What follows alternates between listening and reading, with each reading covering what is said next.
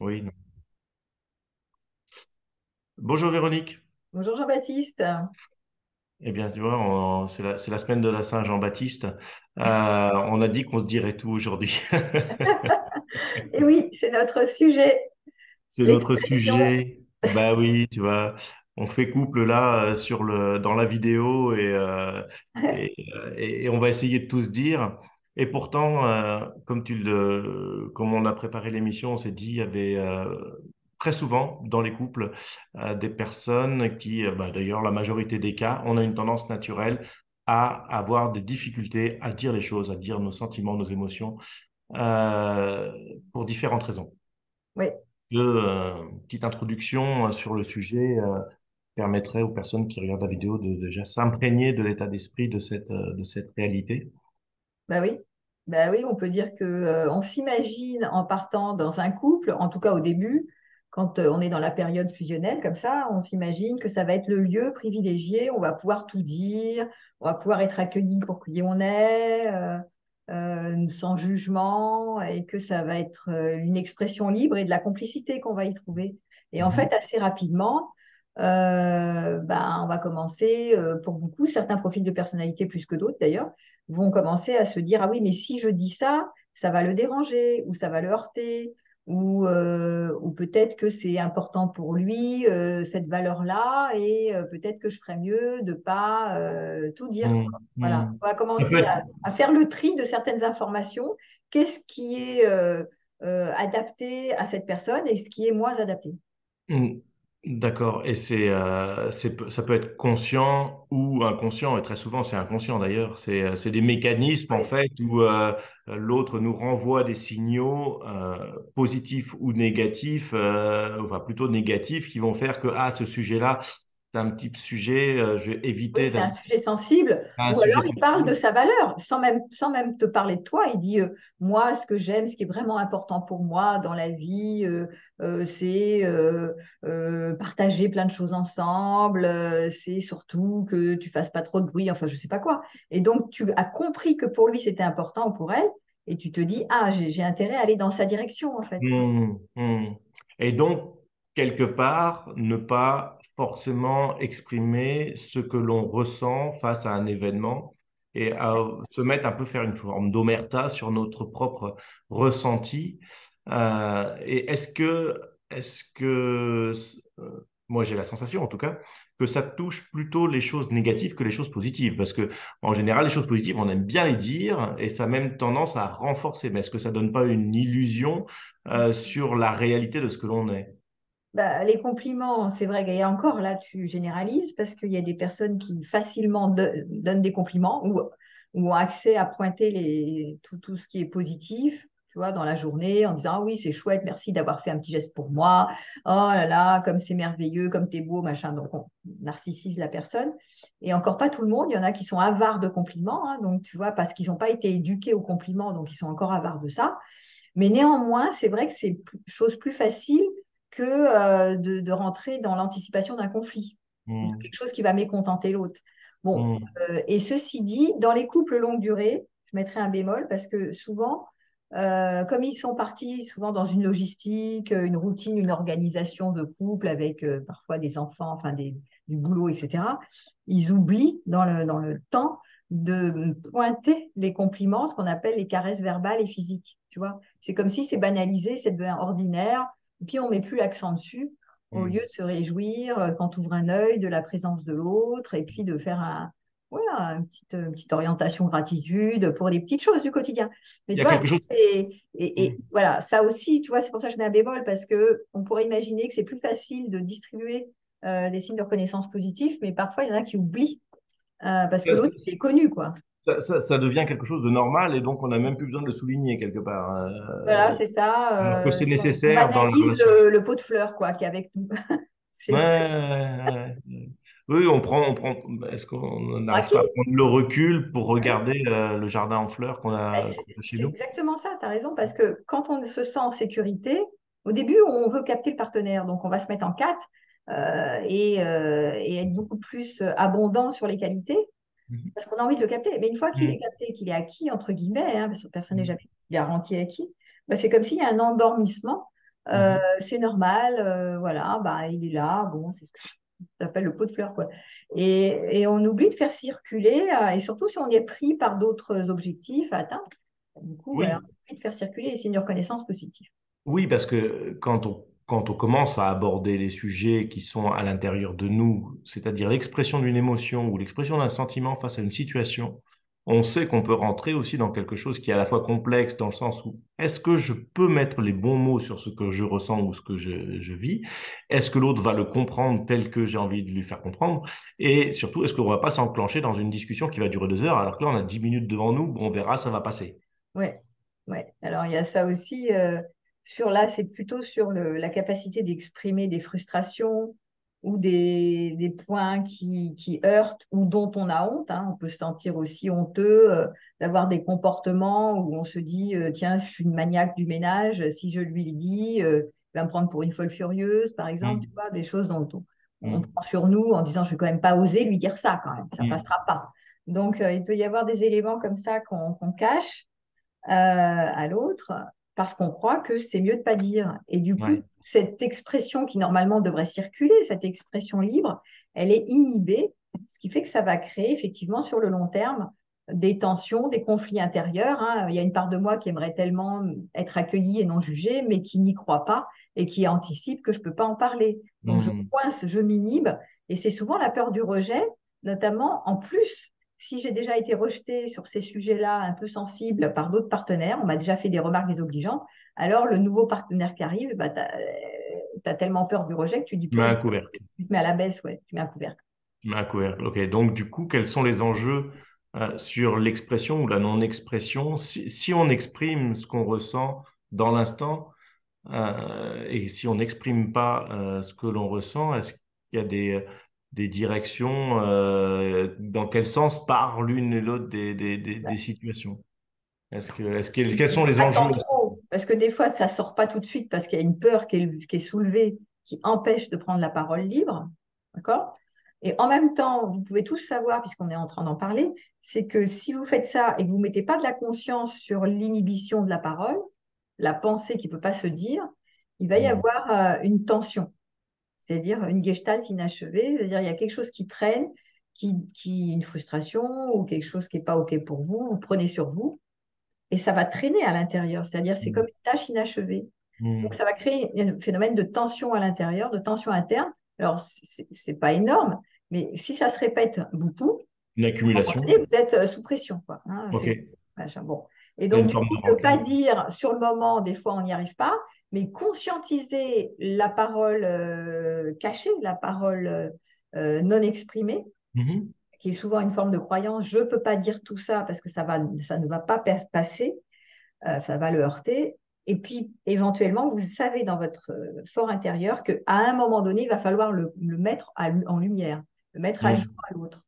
Alors Hmm. après, il va falloir trouver une forme pour le dire. Ce qui n'est pas question, c'est pas une bonne idée de lui dire, mais t'as pas fait ci, tu aurais dû faire ça, mais à cause de toi, t'as vu, tu laisses traîner tous tes trucs, et donc c'est le bordel dans la cuisine, et donc c'est de ta faute, tu ranges pas. Alors que c'est moi qui suis une maniaque du ménage, tu vois. Donc, Hmm. par exemple. Donc, mais il va y avoir une manière de dire ce qui nous heurte, Hmm. ce qui nous stresse. Hmm. À un moment donné, il va falloir le dire quand même. Il va falloir clarifier notre intériorité parce que cette forme d'expression libre dans la relation va fluidifier et permettre de faire circuler. Sinon, les tensions sont internes et elles sont non dites et ça vous crée de la tension et ça surchauffe à un moment donné. D'accord. Donc, ce qui veut dire que dans une relation de couple ou une relation tout court, ou même ça peut être aussi des relations amicales aussi, je pense que c'est quelque chose qui est important d'avoir, enfin, d'exprimer ses émotions, ses sentiments face à une situation, qu'elle soit positive ou qu'elle soit négative. C'est quelque chose de nécessaire, Ouais, qu'elle soit faite de la bonne façon. C'est-à-dire qu'elle ne soit pas dans le jugement ou dans quelque chose qui va culpabiliser l'autre, qui risque ouais, d'abîmer finalement la relation. C'est ce que j'entends hein, ouais. de ce que tu exprimes. Donc peut-être utiliser peut-être certaines techniques de la CNV, Par communication non exemple, violente, pour arriver à dire, voilà ce que j'ai ressenti là, à ce moment-là, ou ce que je ressens là, dans l'instant, sur le moment, vis-à-vis de la situation. C'est une frustration, ou c'est une colère, ou c'est je me dis, tiens, il y a quelque chose que je pourrais résoudre. Qu'est-ce que tu en penses? Est-ce qu'il y a quelque chose qui peut Ouais, ouais, s'améliorer? En ouais, tout cas, essayer de trouver des solutions exactement. pour qu'il n'y ait pas une reproduction de l'événement. Moi, c'est ça que Ouais, j'entends aussi. C'est le fait qu'à partir du moment où on n'exprime pas quelque chose, il y a un risque de reproduction de l'événement. ouais, exactement, exactement. De reproduction. Et puis, tous ces non-dits s'accumulent, comme je te l'ai dit. Donc, ça Oui. vient te stimuler à chaque fois. Euh, Hmm. parce que si tu veux, comme tu dis pas, ben, t'es stimulé, restimulé, restimulé. Donc, c'est malsain, en fait. À un Hmm. moment donné, souvent, à force de pas dire, soit tu pètes un câble, tu attaques, soit tu fuis. C'est-à-dire que tu as envie de. Toutes les personnes qui veulent pas s'engager, qui fuient l'engagement, en général, c'est parce qu'elles ont pas dit des choses qu'elles auraient dû dire. Et à un moment Hmm. donné, elles disent, par exemple, oh, mais je t'aime pas ou je suis pas attachée à toi. Mais en fait, c'est pas qu'elles sont pas attachées, c'est qu'elles ont retenu plein de points d'insatisfaction qui étaient, voilà, des choses qu'elles n'ont pas osé dire à l'autre. Hmm. Et comme ça n'a pas été écouté, entendu, accueilli, bah, elles n'ont qu'une envie, c'est de se barrer en courant. Il me vient une illustration qu'on pourrait imaginer dans l'instant. Nous discutons là tous les deux, on est en visio, on est à distance. J'ai envie d'exprimer quelque chose. Je ne trouve pas le moment pour l'exprimer parce que c'est toi qui parles, et c'est toi qui as c'est des vidéos, c'est chez toi. Mais en même temps, je sens quelque part, c'est faux, hein, c'est juste une Mais illustration. c'est tout à fait, ça pourrait être tout à fait vrai. Ça pourrait être le Ouais, vrai, cas. j'ai envie de dire un truc, je Et ne le dis pas. j'aurais deux formes de réaction possibles. Soit je dis, écoute, là, je trouve que tu parles vraiment beaucoup, ça m'étouffe un petit peu, je me sens. Ah, mais je pourrais aussi très bien dire, je me sens pas très à l'aise parce que j'ai quelque chose que j'ai envie de dire et j'arrive pas à trouver le moment pour le dire. C'est deux Ouais, façons, quelque part, d'aborder ouais, la même chose sous un angle qui est celui de l'expression de son soi intérieur, de ce que l'on ressent et qui n'est pas accusateur. Et d'un autre côté, pouvoir dire, bah, écoute, là, j'ai envie de te faire ouais, taire. Pas. ouais, tout à fait. Mais c'est tout Donc, à fait ça. Ça se finit en forme de reproche, genre tu parles trop ou tu m'écoutes pas, ou des reproches comme ça, alors que la personne n'a pas nommé son besoin voilà. au bon moment. Et Tout ce à qui fait. ferait que si je te dis, ah, mais tu parles trop, etc., tu te sens peut-être toi accusé, tu peux très bien me dire, bah, Moi, je écoute, là, t'envoie un scud. je me, je- ou Prochaine fois, je te alors, reprends plus, tu vois. ou alors tu me dis, écoute, là, je suis très mal à l'aise par rapport à ce que tu me dis parce que c'est les vidéos qui sont sur ma chaîne et donc je me sens Oui, légitime à parler autant que ça. Ou alors, oui. tu vois ce que je veux dire, il y Oui, a ça va nuire à la relation parce que ça crée, si tu commences à me blâmer, à me juger, moi, ça va pas me donner envie de continuer le lien avec toi. Donc, c'est vrai qu'il faut faire attention au mode reproche, mais en général, les reproches spontanés, c'est parce qu'on a retenu, ça fait un moment qu'on retient et qu'on est sous pression, mais on retient parce qu'on se dit que c'est inacceptable. Ma parole ne va pas être acceptée par l'autre. C'est pour ça qu'on retient. Il y a une forme de on, culpabilité à oser, à dire tout, hein. Et donc, plus je retiens, et plus j'accumule la rancœur, et plus Ouais. au moment où ça va s'exprimer, l'autre, il va se faire démolir, quoi, grosso modo, hein. Attaque ou fuite, c'est attaque ou Ou fuite ou fuite, figement. C'est voilà. une réponse du cerveau Effectivement. reptilien. Soit j'envoie un scud, Hmm, soit je dis rien, je prends sur moi, mais au bout d'un moment, j'ai plus envie de le voir, j'ai envie de partir de l'autre côté. hmm, Soit je bouge pas, je suis figée, je suis là. Je subis le ok. truc et je suis complètement coincée, quoi.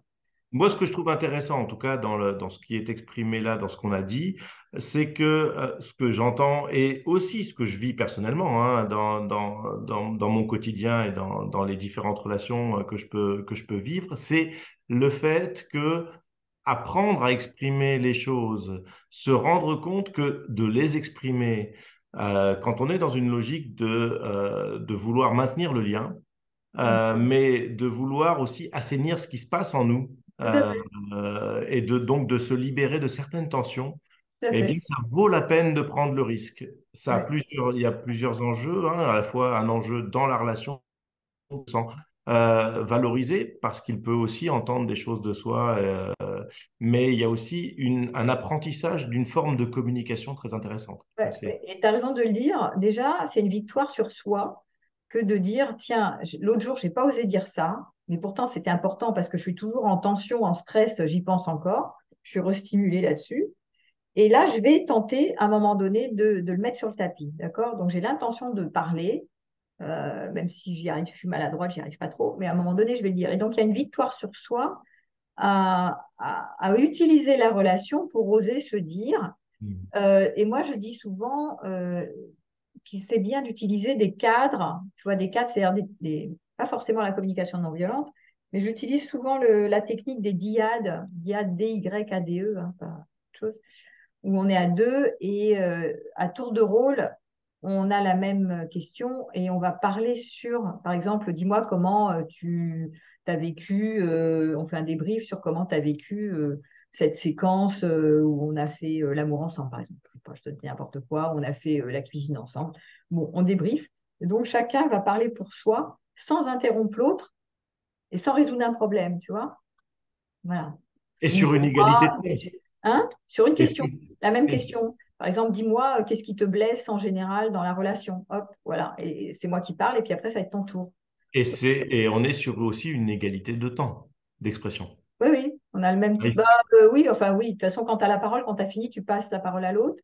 Mais ouais, non, mais histoire de pas parle pour monopoliser, toi. ouais, mais histoire de pas monopoliser la parole et que l'autre, il ait une. Bah, de toute façon, la même question pour toi, donc tu vas dire ce que tu as à dire. Ouais. Voilà. Donc, c'est des cadres qui sécurisent parce que, il n'y a pas de dialogue, en fait, hein. Tu n'interviens pas sur ce que je raconte et je parle librement sans que je te fasse une demande d'intervention, je te demande pas de conseil, je te demande pas de jugement, je te demande pas de me dire quoi que ce soit sur toi à ce sujet. Je parle que de moi. Mhm. Voilà. Donc ça peut être intéressant de mettre des cadres de clarification comme ça pour oser se dire, sachant que c'est pas le moment, c'est pas le lieu de résoudre un problème.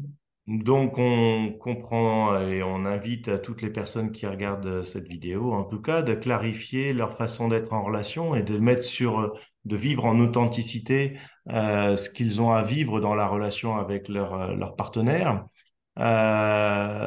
et d'être quelque part ouvert à explorer ce qui se passe en eux et le partager avec leur partenaire. Ouais. Ça. Je mettrais juste un petit bémol parce que j'en ai parlé hier. Je travaillais j'ai fait un live sur le mensonge hier soir. Vous pourrez réécouter d'ailleurs. Et je disais que, parce que là, tu es dans l'injonction, et comme on le dit d'ailleurs, expression libre des sentiments, des émotions, des opinions. Et en même temps, tu vois, être tout le temps en authenticité, faudrait pas non plus en faire, tu sais, un drapeau de militant pour l'authenticité. Coûte C'est que un coûte, exercice. heure par heure, tu vois. Non, parce que là, on devient excessif, quoi. Non, c'est un exercice subtil. C'est un exercice subtil où c'est l'authenticité nécessaire, mais qu'il faut la doser parce qu'on ne peut pas passer Oui. notre vie à être dans l'authenticité. Alors, Et on a toujours un jardin secret sur lequel on a aussi besoin de garder eh ce oui, qui il est faut en nous toujours être pour relatif, tu vois, parce que sinon, on va absolument dire, tout à fait. faites comme nous. Alors, Merci. nous, on est des rois de l'authenticité, Non, heure mais par heure. Bah non, en plus, c'est même pas forcément vrai. c'est tout à fait juste et important de modérer cet aspect-là des choses et je te remercie, Véronique. En tout cas, c'était un chouette moment. Merci d'avoir partagé tout ça avec nous. Avec plaisir. Et puis à Très bien. bientôt sur un autre thème. Merci, avec plaisir. Bonne journée.